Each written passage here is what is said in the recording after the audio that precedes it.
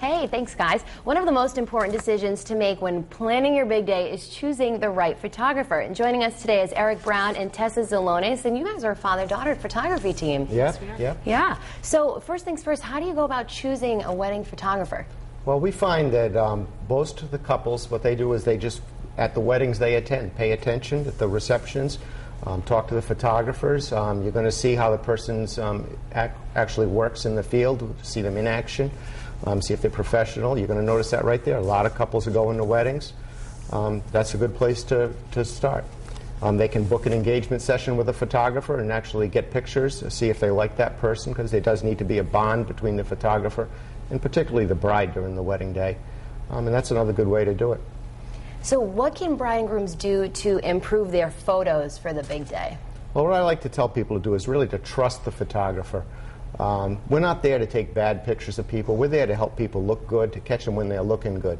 People are not really used to being observed the way a photographer does. And we're looking for things. We're looking for the right lighting. Somebody has a nice angle. They've got a nice, just a nice picture. And when that happens, we take a picture real quick, maybe two, maybe three.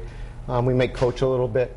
But just to really trust that photographer to be on their side, because that's what we are. So you brought an example of that, Frank and Alla, correct?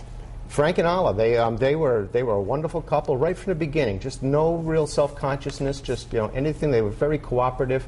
The quality of the pictures really are determined by the amount of cooperation that between the two, the photographer and the couple. Okay. And they really just, I asked them to do things that I don't ask couples. Yep. Couples are nervous on their wedding days, and this couple just really wasn't. We were able to do some really nice, fun stuff, little sexy pictures, and but other couples wouldn't do that. We don't ask, but they won't do. And Tessa, what about you? Any advice for couples? I would say the best advice is to get to know your photographer, and it's also good to have two people on your wedding day. There's action that happens all the time, and it's good to have two people there to capture it. Like this picture of Mike and Sue.